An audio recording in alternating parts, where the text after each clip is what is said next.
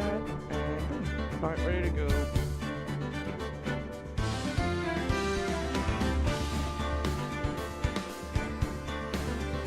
Alright, so let's continue to the third case of the third game, Trials and Tribulations, called Recipe for Turnabout. We're in the second part, because the first part was the investigation. Right now we're on the first trial day. Okay, so quick recap.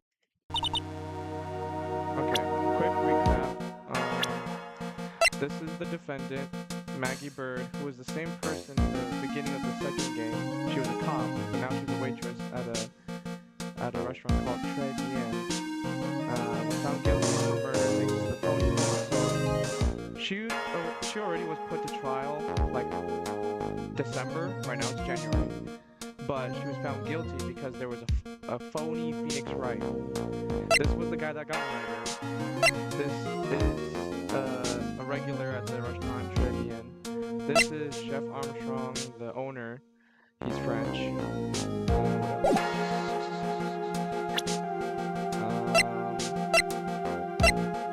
Yeah, and what we know is the chef is $500,000 in debt because he took a loan for his restaurant. He also makes bad food. This apparently was written by the phony Phoenix Wright, beat up Scooter. What else? Yeah, and the victim had a disc apparently that said MC Bomber on it, and apparently it was worth a lot. So, alright, well, that's a quick recap. Now I'm going to continue with the story.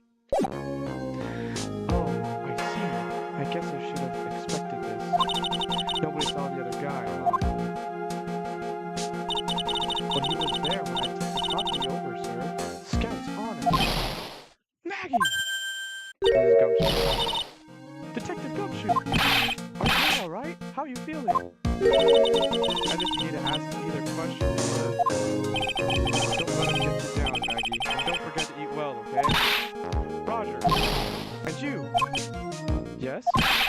You'd better square this case away, got it, pal? Maggie's innocent, you hear? If we screw up, then I'll be doing some squaring away myself. Squaring away some paperwork for your arrest? I think he's serious. Hey, detective, you're on our side for once, right? Yep. So you'll be able to help Maggie out, right? Really? Can you, sir? Of course, I've got the situation under control. I'm going to be the first witness on the stand today. If something I say doesn't mesh with the facts, make sure you point it out, alright? Sure. Okay, we're forming a united front today, pal. You get me? A united front. I can't tell you how grateful I am, sir.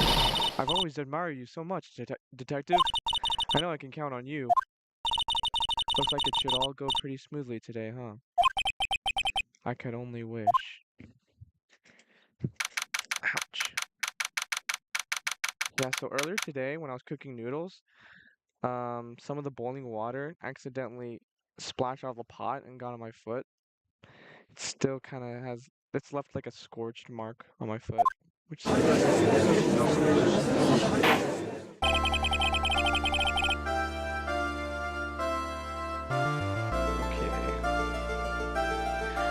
Now in session for the trial of Maggie Bird. The defense is ready, Your Honor.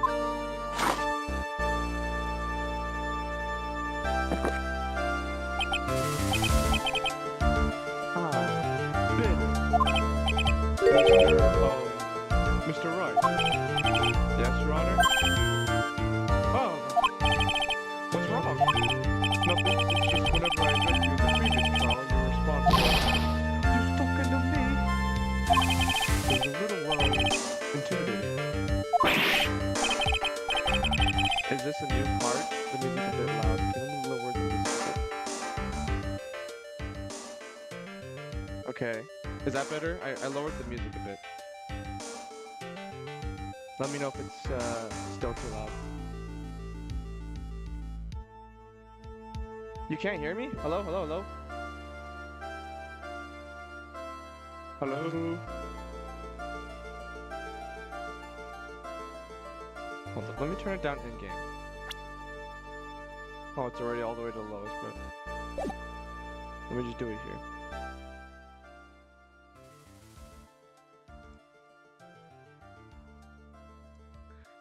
Keep playing and I'll see. Okay. Hopefully I feel like my voice should be a bit louder now than the music. Just let me know how it is. No, that wasn't me. That was the phony Phoenix. I see. So our trusty Phoenix Wright is back with us now, is he? Our trusty? So, Mr. Godot, your opening statement, please. Mr. Trite, whether you're fake or the real deal, we will find out soon enough through this trial today. But I can already tell you, I'm the real Phoenix Wright. I wasn't questioning whether you are Phoenix Wright or not. I was questioning whether you had studied law or not. That's what I intend to find out. There's no denying it. Behind that mask is a man who really hates me for some reason or another. It's a rare moment. As everyone is aware, the court has already given its verdict on this case once. Therefore, I won't stand for irrelevant testimony during this retrial, nor will I stand for a simple repetition of the evidence presented in the last trial. I'm not planning on repeating anything that phony me said, trust me. Now then, Mr. Godot, please summon your first witness.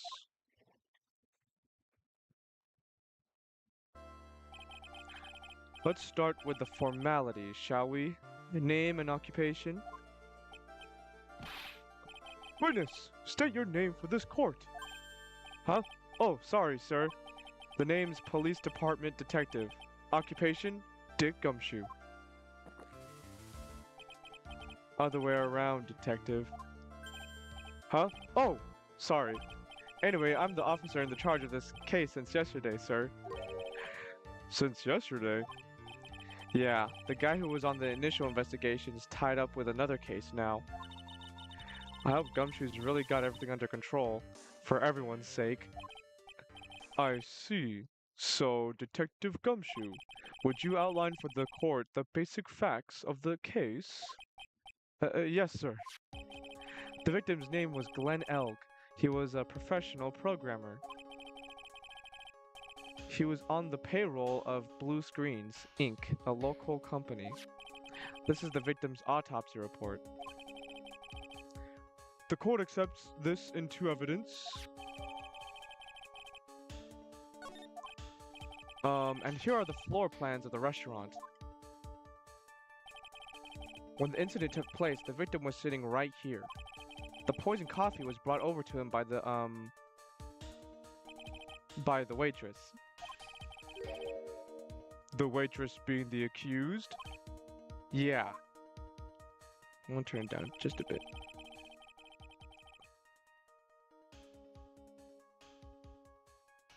The victim died from poisoning almost immediately after he took a sip of the coffee.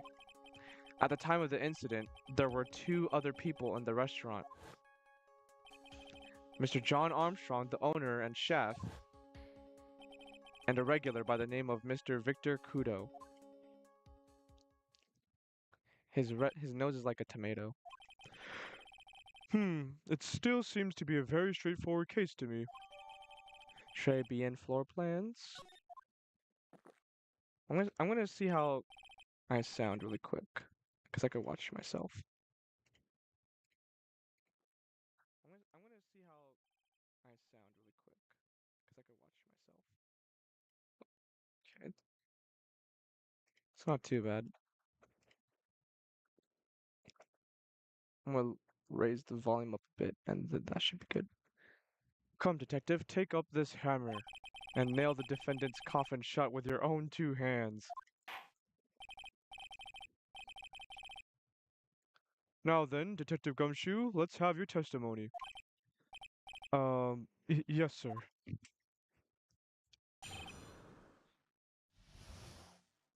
The incident.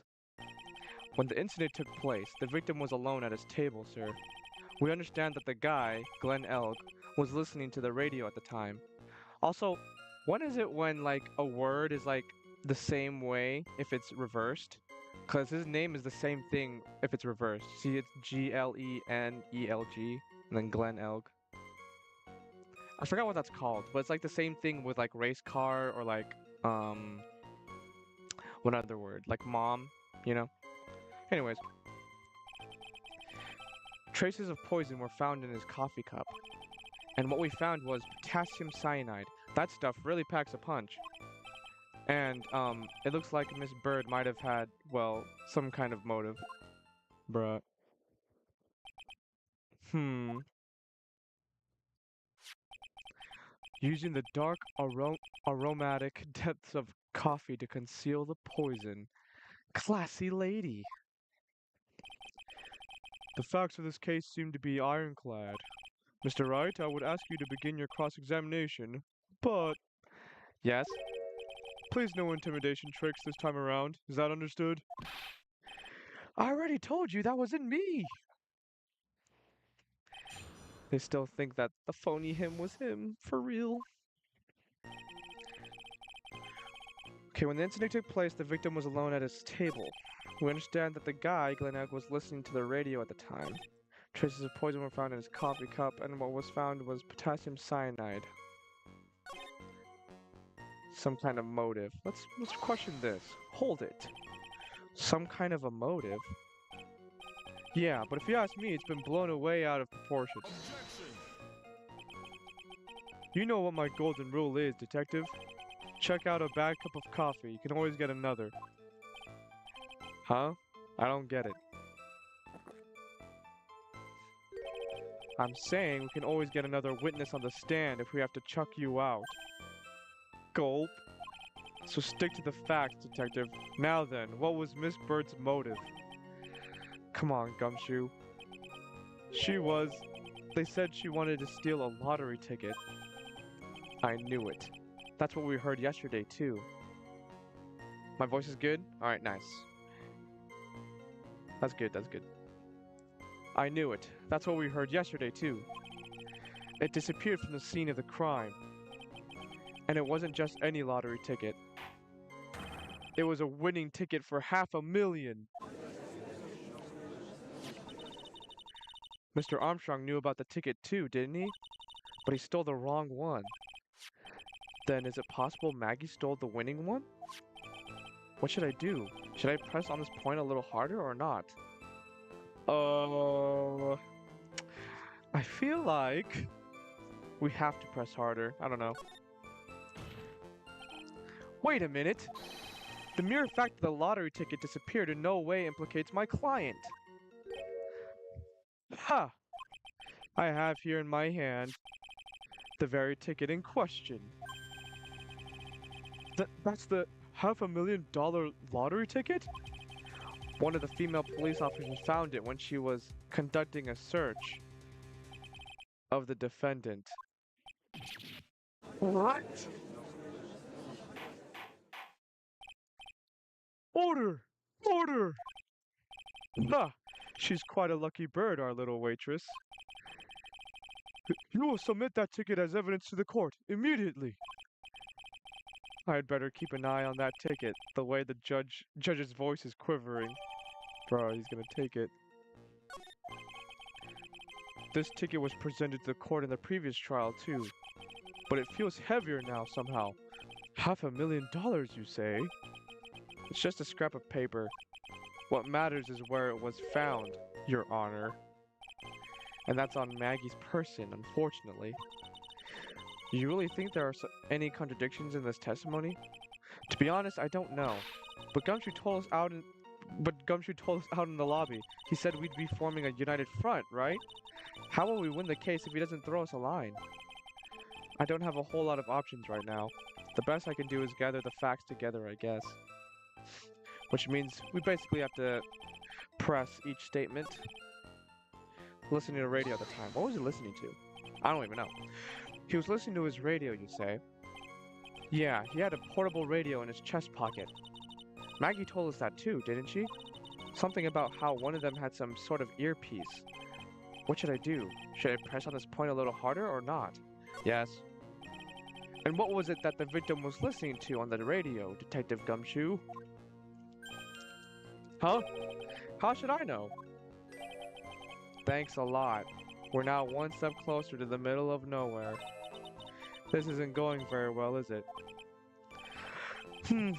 Detective, could you tell us perhaps about the poison and how it was used? Okay, traces of poison were found in his coffee cup. So, traces of the poison were found in the coffee cup, and nowhere else? Not sure I get you, pal. Was the poison a liquid, or was it a powder? If I had to put it in layman's terms, I'd say it was a powdery substance. So the poison could have been in anything that was on the table. Sugar, salt, pepper. Ha! Do you put salt and pepper in your coffee, Wright? The victim took his coffee black with no sugar. Ugh. It seems that the poison could only have been in the coffee. What should I do? Should I press on this Yes. Are you absolutely certain that the victim even drank any of his coffee? Huh? What do you mean? According to this file, the poison was found in the victim's coffee cup. But what proof is there that the victim ever drank any of it? Oh hey, you're right. That's what I was... In case you were wondering, that last objection was for the detective there. Huh? For me? Oh hey, you're right. You may be fooling the court, but I'm not falling for it. If you have the time to waste, you have the time to present that piece of evidence. That piece, sir? Yes, that piece.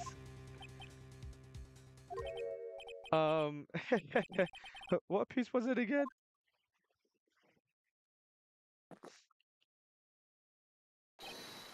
This! Should I be grateful this coffee's only hot enough to give me first-degree burns? Oh, now I remember. This is the, victim's coffee cup. Yes, the victim's cup. Take a good look at the rim. Oh yes, it's unmistakable. There is clearly a coffee stain on it. Conclusive proof that the victim did drink the poisoned coffee that was in this cup. The victim gulped down the bitter death that the waitress brought to him. Like this! Urgh. For the record, the only prints on the cup were the victims and the defendants. Coffee cup contained potassium cyanide covered in the victim and Maggie's fingerprints. Upon further investigation of this cup, we found a certain chemical substance. Potassium cyanide. Potassium cyanide? I've heard of that chemical before. Exactly how strong is this poison, Detective Gumshoe? It's, well, that stuff's lethal. Eat too much and you're history. How much is too much? A lethal dose is 0.2 grams. That's about enough to finish anyone off. 0.2 grams? How much is that? You know when you swab your ears for earwax? Yeah, about that much. Earwax, huh? Sounds like something Gumshoe's got an abundance of. Such a small quantity of poison could have been concealed anywhere. Oh. Let's press this as well. Can I stop you for just a minute? Huh? What is it? Did I say something that contradicts the evidence? He's so desperate for that to be true, he's practically crying. Your testimony just now doesn't match the testimony given by Miss Bird. She claims that there was another man at the victim's table. Yeah, that's what she said. And What killer wouldn't say that when faced with a homicide conviction? Hey! Sadly, her testimony isn't supported by the owner or the other customer. Isn't that right, Detective Gumshoe? Yeah, it's true. Their two testimonies tie up on that. They both said that there was no other guy at the table. What should I do? Should I press? Yes. Well, maybe the other witnesses just missed him. Perhaps their view of the victim's table was obscured in some way. Ha! That argument is as weak as the coffee at Très Bien, right? I have here in my possession a ticket. A ticket? Looks more like a photo to me. Yes, a one-way ticket to Guiltyville. Population, the defendant. This is a photograph taken from near the entrance to the kitchen. This is the scene as witnessed by the chef moments after the poisoning took place, correct? I think the court will agree that with such a clear view of the scene of the crime, how, Mr. Wright, could anyone have overlooked a second person at the table? Irk! It certainly seems to show the victim's table extremely clear.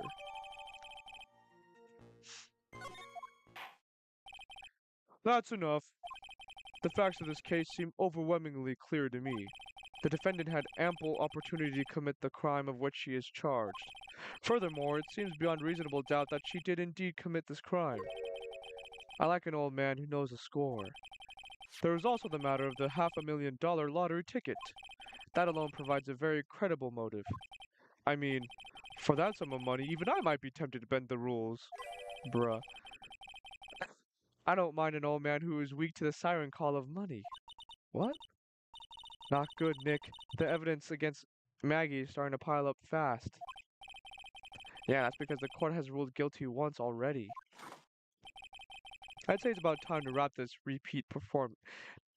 I'd say it's about time to wrap up this repeat performance with one final decisive piece of evidence. He's got more evidence against Maggie? This is the apron the delightful Miss Bird was wearing at the time. Wow, that's not the cleanest apron I've seen. That stain looks like... It can't be blood, can it? Ha! It seems the star of our play was a little flustered. And somehow spilled coffee on herself. The coffee? That's not exactly the first thing that caught my eye. Of course, the coffee stain isn't the most interesting thing about this apron. No, there's something else that stands out even more. Something else? I presume you mean... Of course. I'm referring to the pocket. The... pocket? A search carried out right after the incident... The search carried out right after the incident uncovered this. Potassium cyanide, the very poison used by the killer, was in her apron pocket. A bottle of poison in Maggie's pocket? Yeah, and Maggie's prints were the only ones on it. What? Order! Order! Order! The court will accept these items into evidence. Apron and potassium cyanide. There's something still bothering me, Mr. Godot. Why have you not explained the bloodstain to the court? Bloodstain? What bloodstain would that be? Don't play games, prosecutor. The blood-colored stain that's smeared all over the apron. That's ridiculous! No one told me anything about a bloodstain. You don't need to be told. Just look at it. Well, detective? Could this stain really be blood? No way, sir. It's just ketchup, sir. Ketchup? She must have gotten some on her apron while taking someone their breakfast that day. You could have spoken up a little sooner, Detective Gumshoe. Pull a stunt like that again and I'll have you drink 17 cups of ketchup, witness. I thought everyone knew what it was already. Bruh. I haven't seen anything yet to make me doubt the last ruling I made on this case. The motive, the opportunity, and the supporting evidence, they have all been clearly established. Well, Trite, it seems you really are a phony after all. Arg, you really know how to drive a man nuts. Witness, please continue with your testimony. Describe for the court the crime scene and the findings of your investigation there. The investigation. Mosquito! Get away! Okay. The crime was reported at 12:25 p.m. by a kind of scary old man, sir. Poor Maggie had passed out from the shock. It must have been real tough for her. The victim didn't have any identification on him, but we figured out who he was pretty quick, and then the investigation went smoothly. When Maggie was searched, we found the lottery ticket and the bottle of poison. And that was it. There was nothing else missing from the crime scene.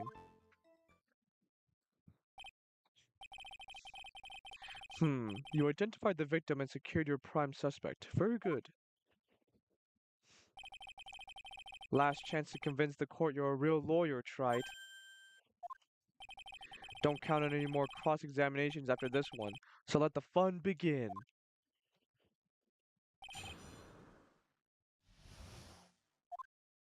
The crime was reported at 2:25 by a kind of scary old man. I think we know who that scary old man is. Scary old man, Detective Gumshoe? There's an old man who's a regular at the restaurant where the incident happened. Ah, we're obviously talking about the same old man. Officers were dispatched right after the report came in, but the old guy still made a fuss. What took you so long? Then he hurled abuse at them. And seeds. Seeds. Ha! It was nothing. I caught each one with my teeth. Bruh. I guess not even the mighty Godot can avoid being attacked by that guy. The old man was the only other customer in the place at the time. He took his time finding a payphone apparently, so he was late reporting the crime. Yeah, wait, hold up. Let's look at the time discrepancy. Because the autopsy says time of death was between 1:30 and 2:30. And then they said 2:25 is when they got a call? Right? How do I go back? Oh, here. 2:25 was when the crime was reported. Okay, poor Maggie had passed out from the shock. It must have been real tough for her. Didn't have any identification on him. He didn't have any? Are you saying that it was stolen then? No, I don't think so. The victim didn't have a driver's license or even a credit card on him, pal. All he had was 58 cents in his wallet. 58 cents? Yeah, I can't believe I found someone with less in their wallet than me, pal. The victim sounds like he was a thoroughly miserable young man. Or some kind of outlaw. Why not give him a bit of an edge? I think I'm onto something here. What do you mean? Like he was broke? But we figured out who he was pretty quick, and then the investigation went smoothly. When Maggie was searched, we found a large chicken. He looks... How did they identify him? Wait a sec. Huh? Did I say something dumb again?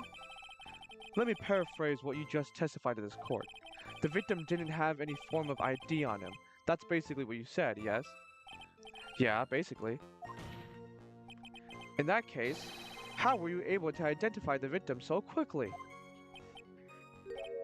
Oh, that. He's so let down, he's got the whole sagging shoulders and puppy eyes thing going. There was a prescription bag on the victim's table along with a lottery ticket. It seems Mr. Glenelg visited his doctor before he went to Très Bien. We got the victim's name from the medical records of the doc who prescribed the meds. That's a reliable enough source for the court. What should I do? Should I leave this alone or ask to hear more? Ask about the prescription bag, I guess? So what sort of medicine was in the bag? Well, actually, the bag we found was empty. Huh? Yeah, completely empty. It was completely empty? Victim's prescription bag. The victim got this from the doctor before going to Très Bien. The bag is empty. Ha! You're entering an empty paper bag as evidence? Desperate, are you, Wright? Now, what happened with the investigation after that, Detective? When Maggie was searched, we found the lottery ticket and the bottle of poison. Marcus, can you close the door, please? Thanks. Okay, so when Maggie was searched, we found the lottery ticket and the bottle of poison. But the defendant had been passed out for a while, correct? In that case, isn't it possible someone planted the evidence in Maggie's pocket? Hey, yeah, you've nailed it, pal. It happens to me all the time. We had a department party the other day, and when I got home, I was wearing the boss's shoes. Bro, keep up this crazy testimony, detective, and those shoes will end up down your throat. Sorry. So, Wright, someone planted the evidence in Maggie's pocket? That's a pretty bold statement. Care to back it up with some evidence? Well, I'd love to if I had any. It appears you have no evidence to support your theory, Mr. Wright. Continue with your testimony, witness. And that was it. There was nothing else missing from the crime scene. Nothing else. So the $500,000 lottery ticket and the bottle of poison were accounted for? Yeah, interesting. It's true that those two items are accounted for, but wasn't there another lottery ticket that was stolen that day? Oh yeah, the one the restaurant owner took. He won a whole dollar with it. What a lucky guy, huh? And they're just going to let him get away with it? It was just $1, detective. I guess no one cares when it's that little, except for Gumshoe. If I don't find a hole in this testimony, the judge is going to hand down his verdict. Gumshoe isn't giving us anything to work with. And we can't find any contradictions if he doesn't give us something. Yeah, that's true. But Maggie and Gumshoe are like dumb and dumber. Our only hope is that they were so dumb they missed something obvious. Come on, Gumshoe! Be the dumbest you've ever been! Okay. Let's press this. How long was the defendant unconscious for? The officers got to the crime scene around 2:40. Maggie was still out cold in the kitchen at the time. It took another 10 minutes or so before she came to. I would have liked to have been on the scene myself. I bet you would have liked to have carried out the search too. Bruh. I would have loved to see Maggie sleep like that, all pretty and peaceful. You're a professional detective, Gumshoe, not a professional bird watcher. Save the romantics for your own time, detective. All we need to know about is the investigation. Oops, I guess I'm pretty red right now, aren't I? That was it?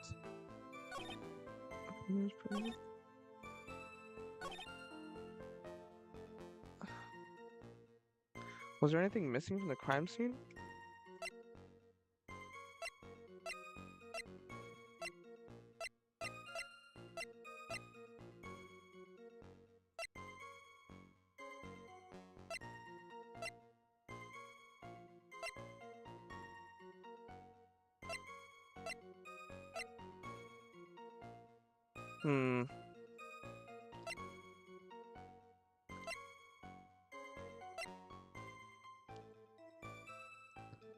Was this missing? Nope. Oh, what is it?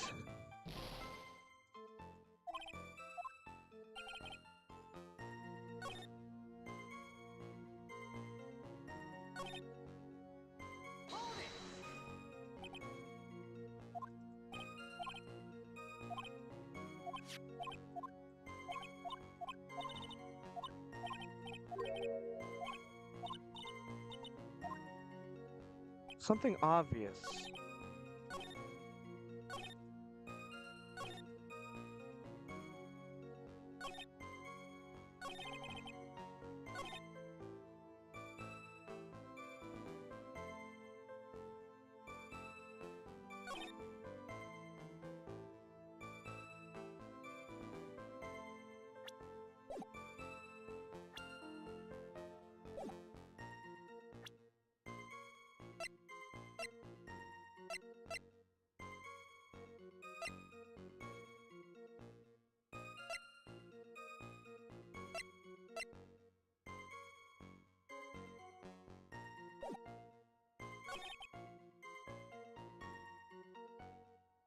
There has to be something missing from the crime, right?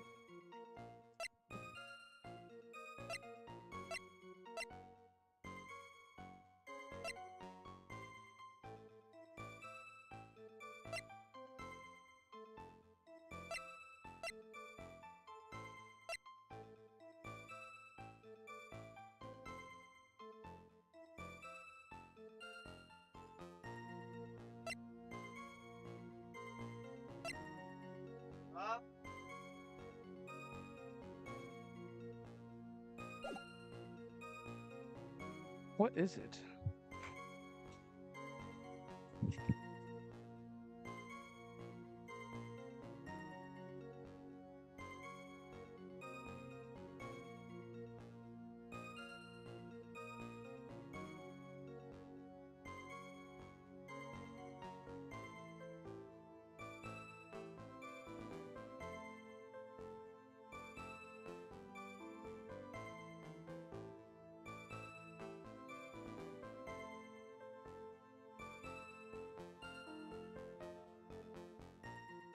Hmm.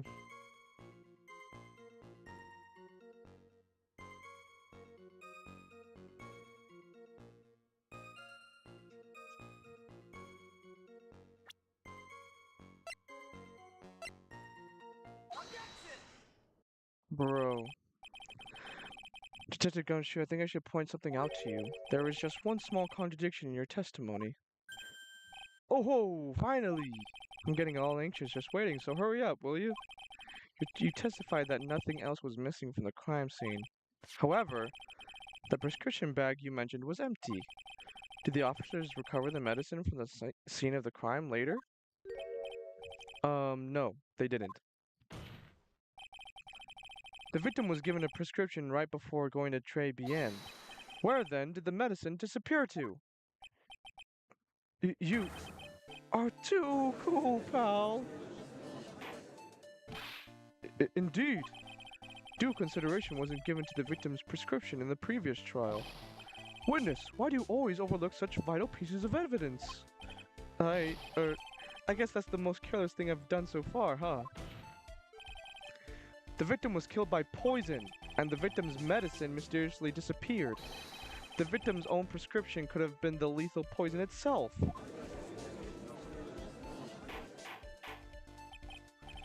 Order! Order! Well, Mr. Godot, what do you have to say to that? Ha! That's all. What? Read for the court the name of the clinic on the read for the court the name of the clinic on the prescription bag, if you will.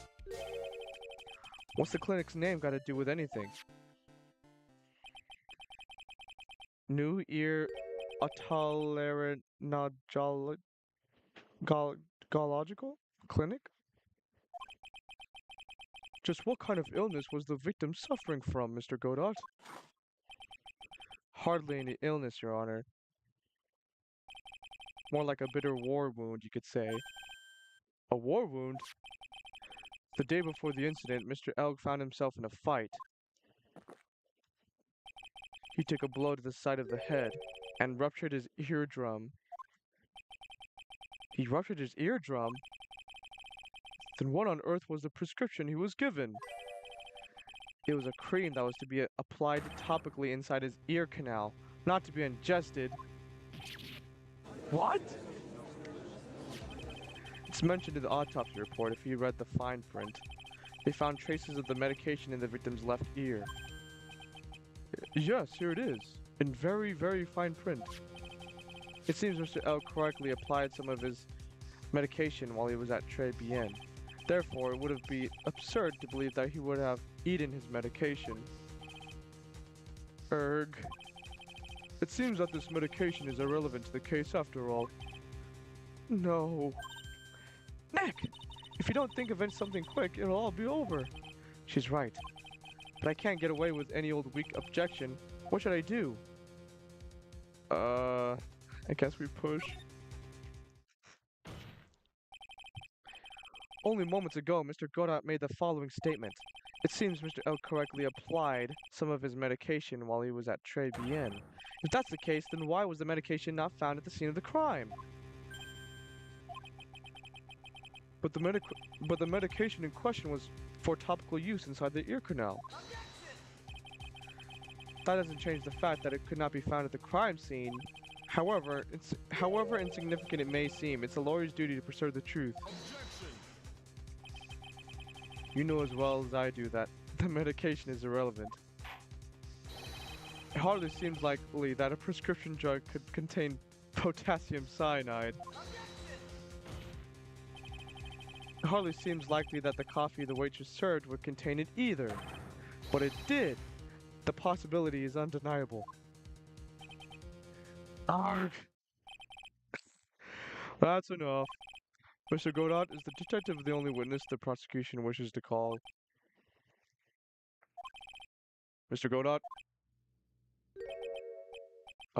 I've got my own witness I'd like to call, sir. It's the old man who was there in the restaurant on the day of the murder. Victor Kudo? The pigeon hater? Very well. The matter of the disappearing medication seems little more than trivial at best. However, it wasn't explored at all in the previous trial, and that is something that bothers me. Yay! Good job, Nick! The court will adjourn for a 10-minute recess, after which we will hear the prosecution's next witness. Ha! I suppose this means I'll just have to finish you off in my last 6 cups. Court is adjourned for recess. Well, quick recess.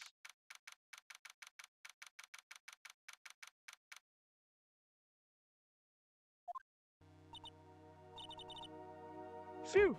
That was close. Tell me about it. I nearly died in there. That's my line, sir! No, it's my line! I think I really did die a little bit. Looks like we all nearly died in there. I can't believe Detective Gumshoe. How could he betray us like that? Huh? He said he'd help me, but he totally set me up. I don't think he meant to do that, Maggie. He was backed into a corner. I mean, the guy's gotta do his job, right? It's okay. I know all about lies and betrayal. I've had them my whole life. But it really hurt this time. It felt like someone punched me hard in the stomach.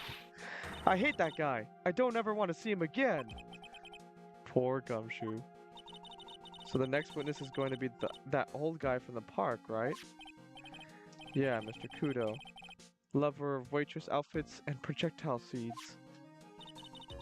I bet he's gonna be really stubborn. I mean, he's pretty set in his ways, you know? Yeah, he's a big old grouch. Are you gonna be able to handle him, Nick? Yeah, I can take whatever he throws at me. Even those never-ending bird seeds.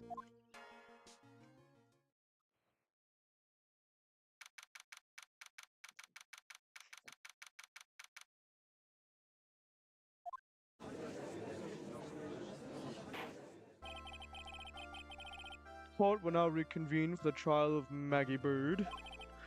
Mr. Godot, your next witness, please. The prosecution calls the lucky old timer who caught the show over a cup of coffee.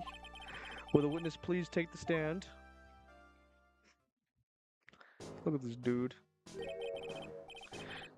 Name and occupation, if you don't mind. The name is Victor Kudo, born and bred in the land of the rising sun. Honor and duty are what make me, and mind you, I can be quite emotional at times too. We don't need to hear about that, Mr. Kudo. Just tell the court your occupation. My occupation? Yeah. Listen, young'un, how much call do you think there is for kimono embroidery here? Kimono embroidery? That's what I do, or did back in Japan. I embroidered family crests on kimonos. My ancestors were embroidering kimonos before this country even existed. Wow, a real craftsman. They're a dying breed. Hey, maybe he could embroider my costume sometime. Anyway, like I said, there's not much demand for that kind of thing here. So I had to take a job working that cash register at a burger joint, pretending to smile. That burger joint would have been better off putting him in the kitchen. Now then, witness, were you in the restaurant at the time of the incident? Oh yes, I was eating some seeds over a cup of javachino. Seeds? What do you think these are, hmm? I see. So you saw everything that happened, Gramps? Did I? Oh yes. Oh yes, I did. I saw it all. Then please tell the court. We're all ears. Sure, sure, I'll tell you. I'll tell you every last detail. He's really getting into this. What I witnessed. The young man was reading the sports paper. The servant girl brought him a javachino, but she put something in it. The man took one sip of it, looked like he was in terrible pain, and then collapsed. That's the servant girl right there in the defendant's chair. I remember her well.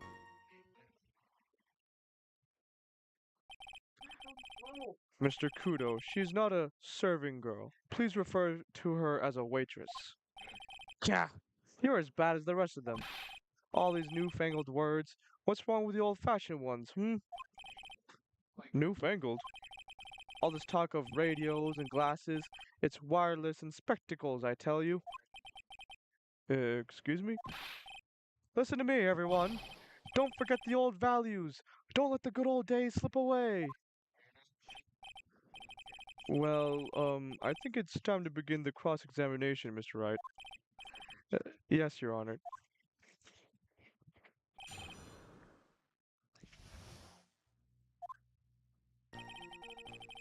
The young man was reading the paper.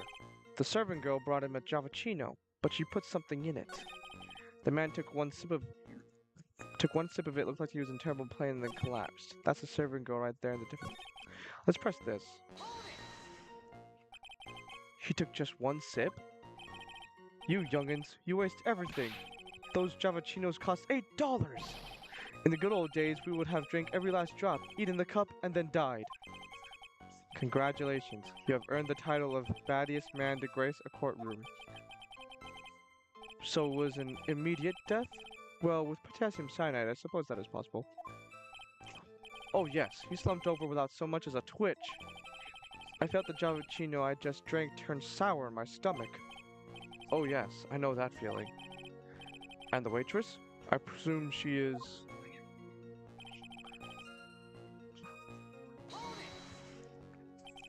You said I remember her well, in reference to the waitress. Did she have any particular features that you can identify her by? Particular features? It's a disgrace, that's what it is. Sorry? You can see all the way up to her... You know! She's practically naked in that uniform. So the particular feature you recognize about the waitress is her outfit? But anyone could wear but anyone could wear just such an uniform, even me. Mr. Wright, please spare the court of any further mental anguish from that image. Don't get all excited, Nick. You gotta keep yourself together. I guess I got a bit carried away. Gah! There are other things I recognize about her, too. He seems pretty sure of himself. What should I do? Press harder. Sure, you saw a waitress take the coffee over to the victim. But what matters is whether that waitress was Maggie Bird or not. Quite right.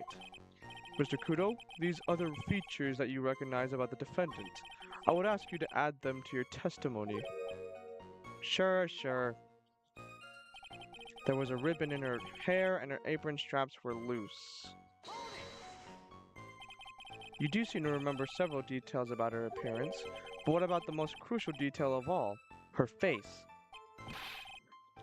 As if I wouldn't remember that. The witness noticed the straps and the accused apron. He's unlikely to make a mistake about her face. That's right! I can even tell you the color of the ribbon in her hair. It was red.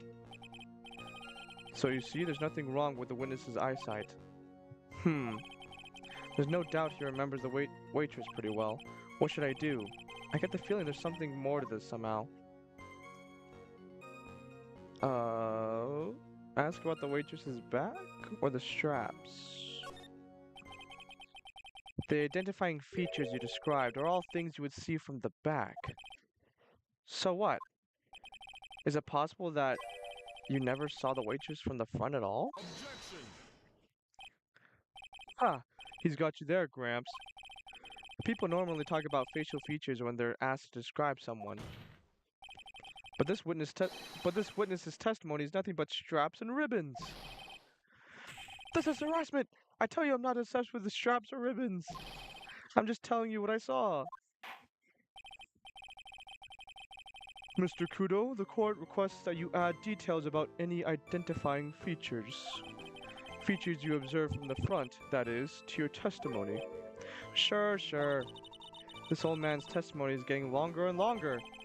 And if I can't find a hole in it soon, it'll get even longer, I bet. There wasn't anything that caught my interest about her when I saw her from the front.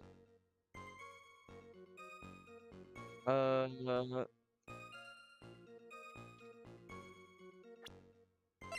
maybe the apron? Yes, it was the apron. Mr. Kudo, I would like you to please take a look at this. Yeah, that filthy thing would suit filth like you just perfectly. Actually, it reminds me of what my grandson looks like, just after he's done eating. Have you ever seen this before? Of course I haven't. Do you think I'd forget something as dirty as that? Hmm? Well, you half-witted clot.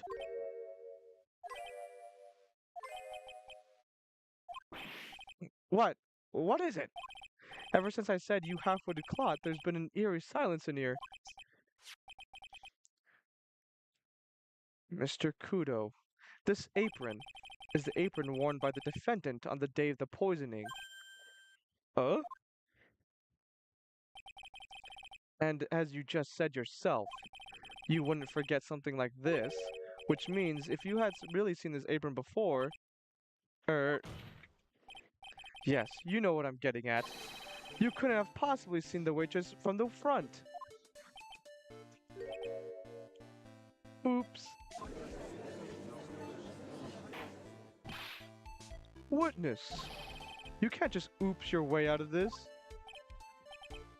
Ha! Well, well. Looks like we finally have a genuine trial on our hands.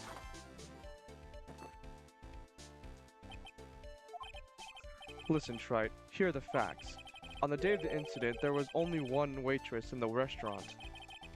That being the defendant, Miss Maggie Bird. Exactly. And when that one waitress put the poison into the coffee cup, this old guy was watching.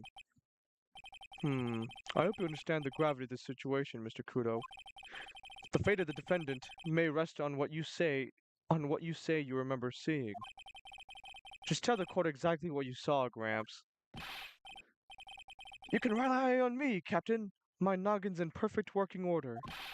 I can't remember a single occasion when I forgot what burger a customer wanted. He can't remember? Probably more like he messed up so many times he's blocking it out. Very well, let's test just how good your memory and attention to detail is, Mr. Kudo. Tell us what you remember about the victim.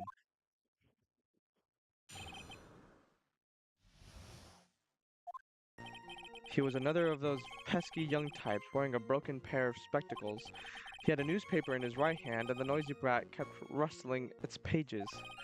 The young man was listening to the wireless. I remember that well. Then the servant girl in question brought over the Javachino. The little fidget picked up the cup with his free hand and took a sip.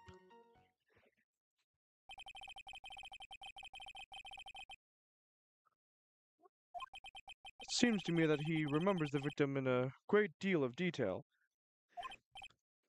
Oh yes, I hate those you-know-what types who are so vague about everything. How are we going to handle this, Nick? We only need to do one thing. We just need to prove that the old man's memory is shot. Just trip him up, you mean? Isn't that kind of cruel? I suppose, but it's what I do best.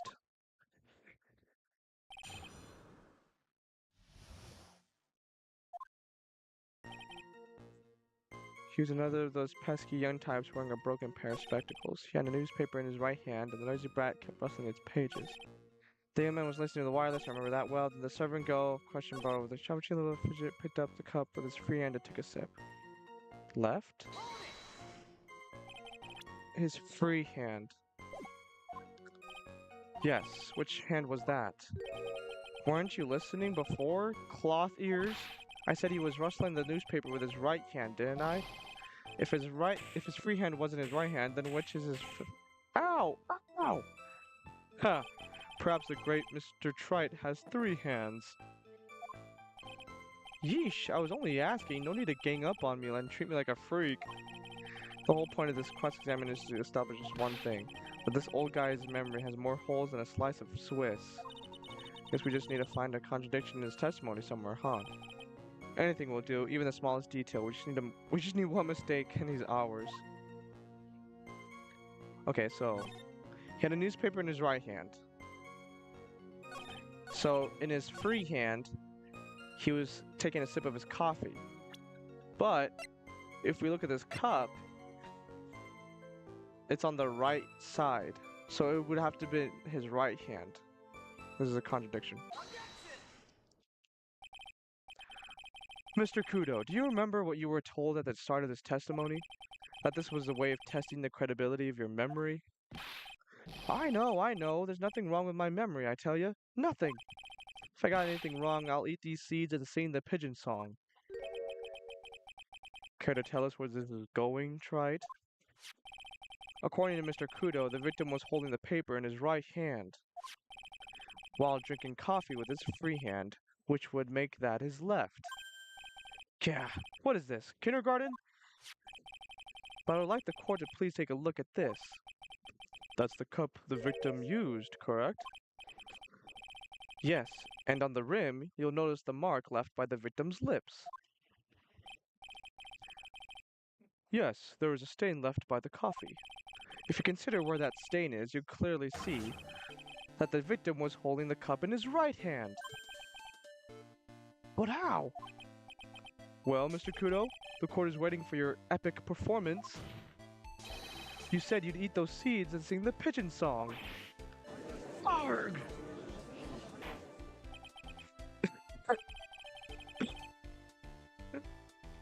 Mr. Kudo, I'm afraid this is simply not acceptable. I think the witness had better go back to the park where he came from. Wait! If you think I'm going to stand here and listen to you tell me I'm mad, you're wrong! I don't care about that dirty coffee cup, I know what I saw! You still insist on your testimony? That young brat was holding the cup in his left hand. Oh yes, no question, I'm a good law-abiding citizen I am. It's that dead young hotbot and you spiky-haired yahoo who are at fault. Who? Me? Thank you, old man. We've heard quite enough from you already. Don't call me old man, old man. Been around for 68 years I have. You can't ignore me. Listen to what I've got to say. I'm sorry, Mr. Kudo, but sure, why not hear a little more? Mr. Godot? But this is my 16th cup of coffee. So this is your final stand. Thank you, Captain. You can rely on Victor. This man is insane. Left hand or right hand? The boy was wearing the earpiece on the same side as the green lens of his specs. He kept fiddling with it all the time. He was fiddling with it just before he picked up the cup, too. And then he used the same hand to pick up the cup, his left hand. Bro. We know that the victim was wearing an unusual monocle over his left eye. It wasn't a monocle, Your Honor. It was a small computer monitor often used by programmers. A monitor? You mean like a television screen? The inside of the lens is a screen that displays computer data. It's called an HMD. It's a common tool in the victim's line of work. HD TV, DVD, CD, all these newfangled letters drive me mad, but they don't matter. I know what I saw, and I'm telling the truth. It's true, he doesn't seem to be lying. And those are the facts in good old black and white.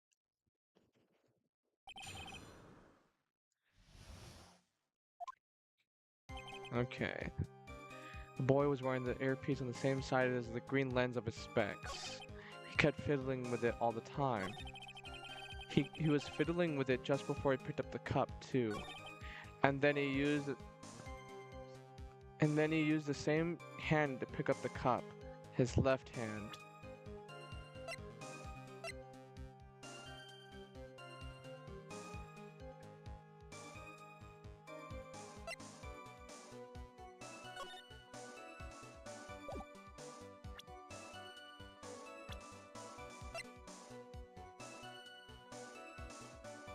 His left eardrum was ruptured.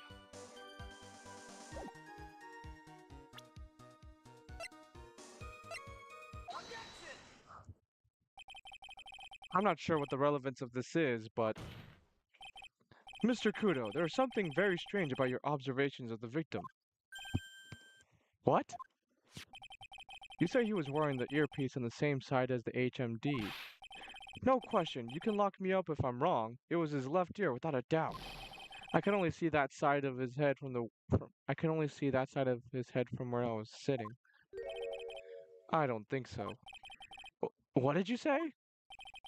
You're no doubt unaware of this fact, Mr. Kudo, but the victim couldn't hear with his left ear. His eardrum was ruptured. Eh?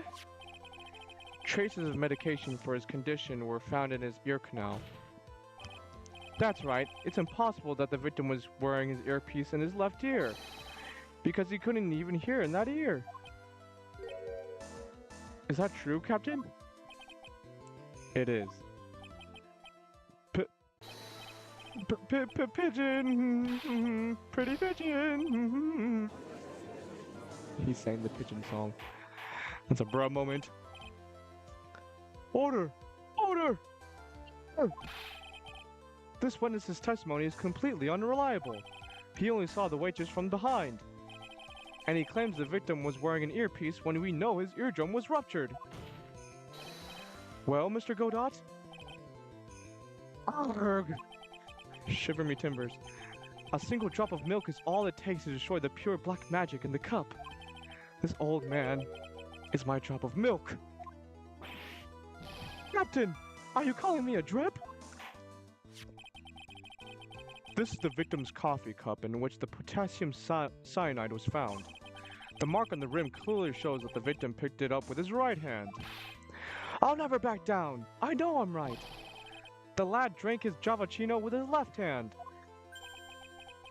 Let me put you out of your misery. Clearly the victim used both hands.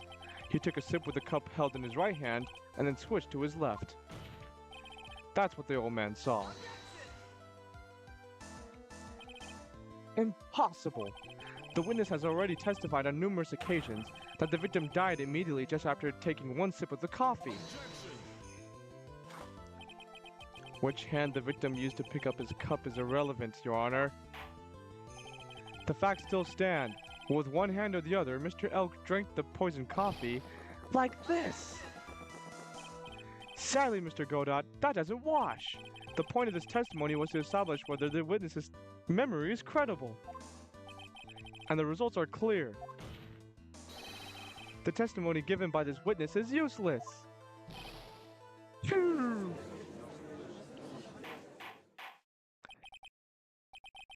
I believe it is time to conclude today's proceedings. I am satisfied that the witness is not deceiving the court, but to be frank, his testimony is a farce. Did you have to be so frank? Take that, you pompous old fogey! I'm sorry, Mr. Kudo. You can't reach me from there.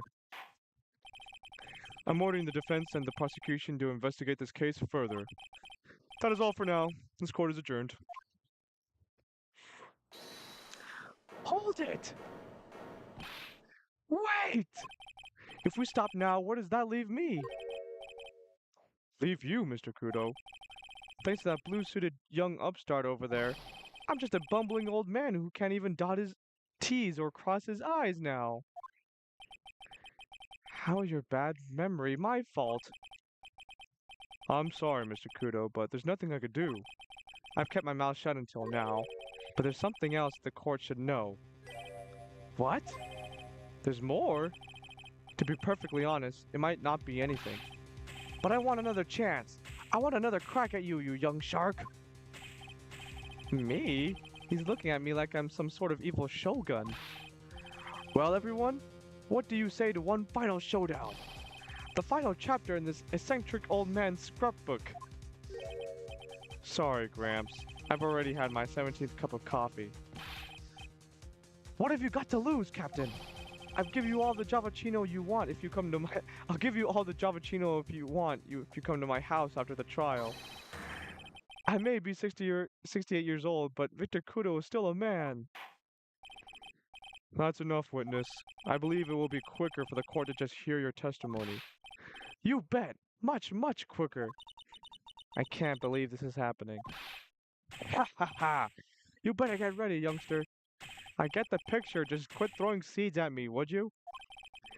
He's gotta be using some sort of infinite ammo code with a box of seeds.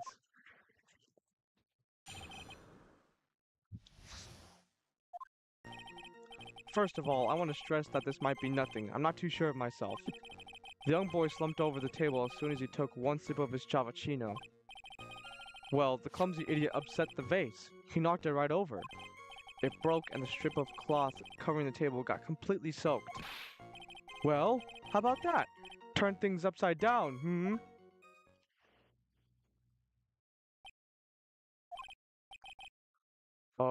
Is that all? Yes, that's all. I remember it perfectly. Eh? You're doubting me again? You're doubting a poor, defenseless old man?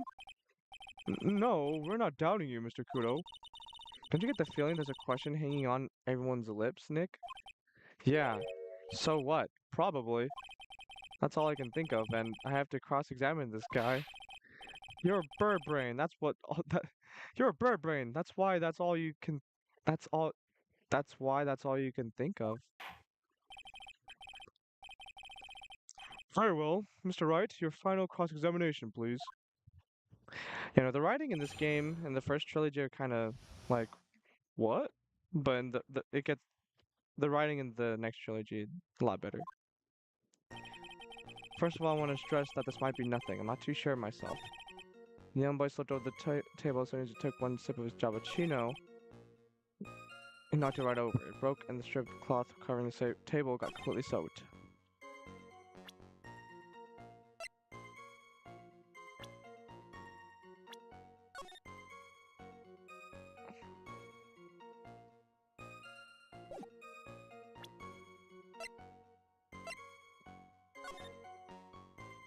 Bruh, the vase is still fine right there.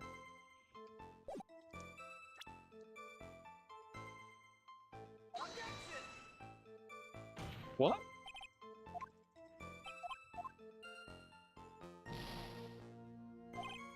Oops. There. This one. I presented on the wrong. There you go. Mr. Kudo, this is a photograph of the crime scene. So what?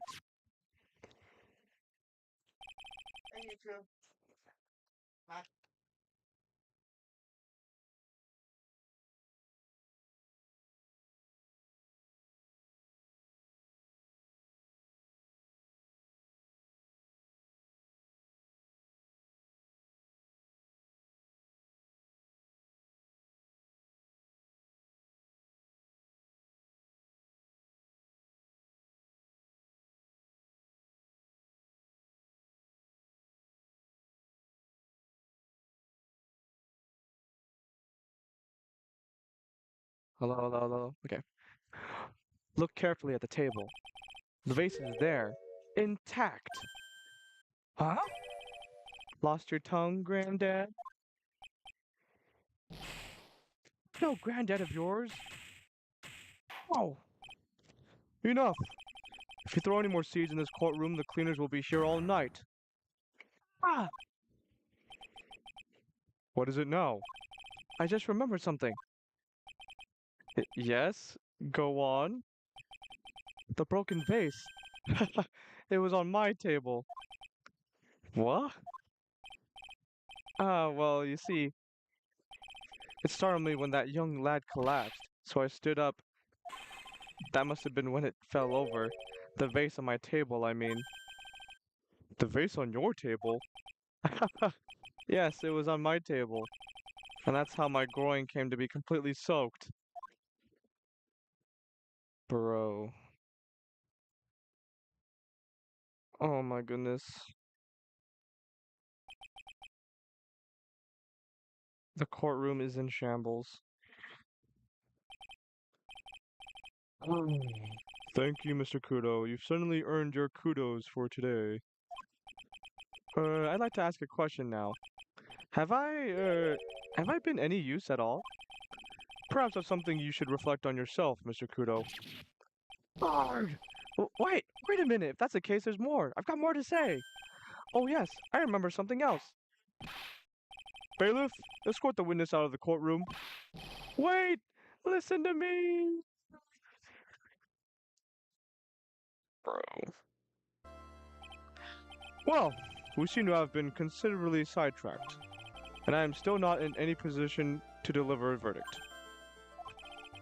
The defendant has not been positively identified as the waitress in question. Additionally, there are two disparities in the testimony we have heard thus far. The mark on the coffee cup that the victim supposedly drank from with his left hand, and the earpiece which was inserted into his left ear, out of which he couldn't hear. Wow, Nick, you did it! I therefore require both the defense and the prosecution to further investigate the facts. Yes, Your Honor. ... There's one more thing before I call today's session to an end. One more thing, Your Honor? The witness we just heard from. He is most insistent that his testimony should be of use, so he summarized it accordingly into this statement. Okay.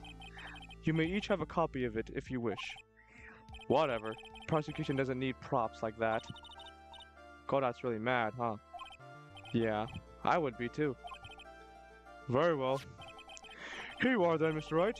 There are 3 copies, my own, yours, and Mr. Godot's. Yes, Your Honor. Victor's testimony. When the incident occurred, I broke the vase at my seat. I'm sorry. Is that a haiku, bruh? I'm sorry? This isn't a piece of testimony, more like a 5-year-old's apology. What the heck are we supposed to do with 3 copies? Bruh. That is all. This court is adjourned. To be continued.